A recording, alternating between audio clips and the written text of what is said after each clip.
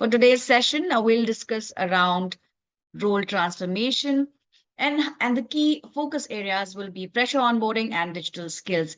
While digital skills are topping the priority list for L&D plans these days, how can organizations decide on which skill set to prioritize? Most importantly, as new roles arise, how can they ensure that the freshers hired have the right resources and training to excel in these positions? Irrespective of the industry, digital transformation is everywhere. When we look at most of the companies that we are speaking with, the biggest digital skill gap that companies and leaders are talking about is that in the domains of data, data science, data engineering, artificial intelligence, machine learning in a broader sense. Pallavi, in fact, I was reading a recent study by Gartner over the weekend, which mentioned that 60% of managers don't think that their employees are able to keep pace with the future skill needs. And surprisingly enough, about 70% of the employees in that organization feel that they don't even have the skills they need to do their jobs today. As a startup, you don't have everything in place. But the fact of the matter is that for any organization to grow, you need everything in place as of yesterday. A lot of functions like training, learning, and org development are things that take time to set up because of two reasons. One, you need to, as an organization, know where you want your people to be trained, what you want to do. You're scaling so rapidly that before you realize that, okay, this is a requirement, you would have had another set of challenges on top of it. And that was one situation that we were in last year when we were scaling our technology teams very rapidly.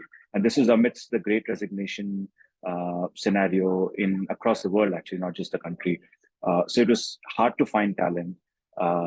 We had to get used to talent that we get because we said we'll grab talent, we'll see how we can effectively manage that by training them or by having interventions planned for them.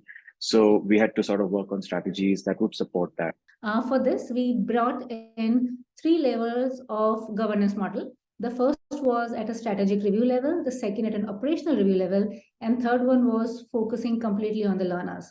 So if I were to break this down, the strategic review happened with a business stakeholder like Vinay, wherein he was our guiding force. We had quarterly reviews, monthly reviews, weekly reviews to look at where we are with the program, what's the vision for the program, what's the business outcome that we are looking at.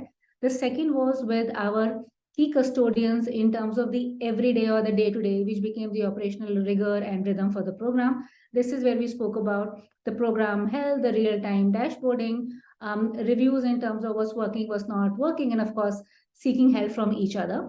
The last but the most important was really focusing on the learners. We monitored their usage, their consumption on an everyday basis. There were multiple query resolutions, student success mentors, nudges, weekly reporting, reminders, gamification that was done. When we looked at all three elements together, we brought in the program management capabilities across the entire length and breadth of upGrad. At the end of this program, we had the TerraPay learners give an overall feedback of 4.4 on a scale of 5, which is way ahead of the market standard. We also had 50% of TerraPay learners coming back and telling us that they had more clarity on the topics that was covered. 86% of them said that they were very confident of applying these learnings on the job that they are doing or the projects that they're doing. And last but not the least, they overwhelmingly came back and said that they got enough practice on the concepts that they learned so that it will stay with them for a longer period of time. Startup perspective, because we do not have a learning and org development department itself, right? I kept telling upGrad that I don't have a learning team. You are my learning team. And you will behave as if you are employed within TerraPay while we work on this program. So first thing we did is we set up this, which Minaxi mentioned. We had a very, very rigorous governing mechanism where I would get onto these calls personally to see how the progress is. Second thing that I really appreciated about the partnership is we would be very, very, very heavy on upGrad as a partner if something is not being received well by the learners. If somebody says, I've not understood the concept, I would go to upGrad and say, can you please redo this again? And there have been multiple occasions where they had to in bits and pieces, redo a lot of things just to make sure that the learners are comfortable in understanding what is supposed to be understood, right? So that support was very good and definitely helped the program curate well, the program actually become successful. Third thing that we did differently is we kept moving back and forth on the topics while they're being covered to just see if, say, for example, we had a list of 10 things that had to be covered. Now they are being covered, but at some point we realized that maybe topic number 5 needs a little more depth than we originally envisioned. We would immediately go to course correction and request upgrade saying that, hey, can you look at these 4 topics to be slightly deeper than what we originally thought? Can you, add that into your learning agenda? So there's a lot of agility required by upgrade because we are discovering our requirements while the training is being conducted.